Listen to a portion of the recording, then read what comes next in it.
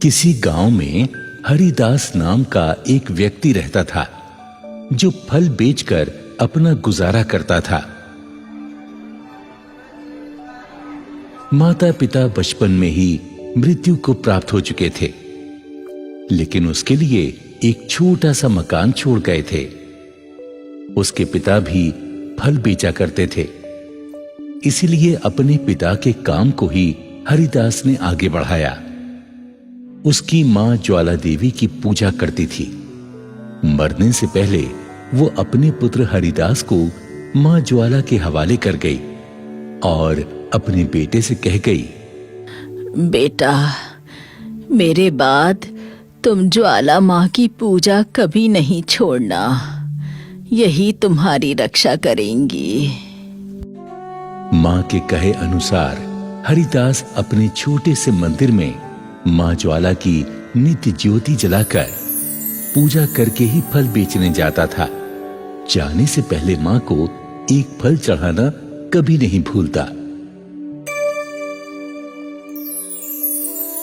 इस तरह वो मां की सेवा करता रहा, लेकिन एक समय हरिदास बहुत बीमार हो गया। इधर नवरात्रे भी आ गए। हरिदास बीमार होने के कारण फल बेचने नहीं जा पाया। जो कुछ था सारा पैसा बीमारी में खर्च हो गया। अब इतने भी पैसे नहीं थे कि मां की जोत के लिए घी और बाती ला सकता। हरिदास बड़ा दुखी था। वो मां के सम्मुख बैठकर रो रहा था और कह रहा था, हे जगदम्बे वैष्णो मां, तू मेरा सब हाल जानती है। मैं लाचार हूं। तेरे नवरात्रे चल रहे हैं, मैं तेरी जोत कैसे जलाऊं? मेरे पास ना तो घी है, ना बाती, न चढ़ाने को चुनर और ना भोग। मैं क्या करूं? मां, मेरी कठिन परीक्षा मत लो, मैं इस काबिल नहीं हूं। जगजननी, तुम ही बताओ मां, मैं क्या करूं? तेरी जोत कैसे जलाऊं?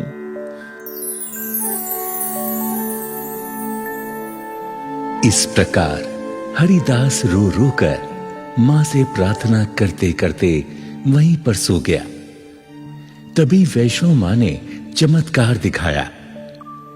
मंदिर में रखे हुए दीपक में जोत प्रज्वलित हो गई।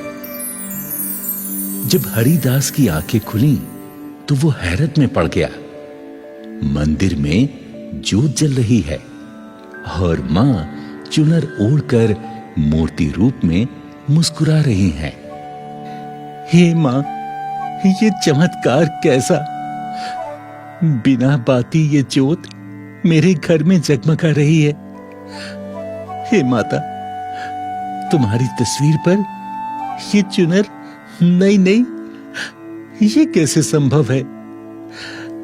हाँ, मैं समझ गया मां, इस घर में तुम्हारा वास है। मेरी मां कहा करती थी कि मां वैष्णो हमारे साथ हैं। हे जगदम्बे, ये सब कैसे हुआ मैं समझ नहीं पा रहा हूं। मैं तो बीमार था, तो फिर स्वस्थ कैसे हो गया मां? ये सब तेरी कृपा है मां।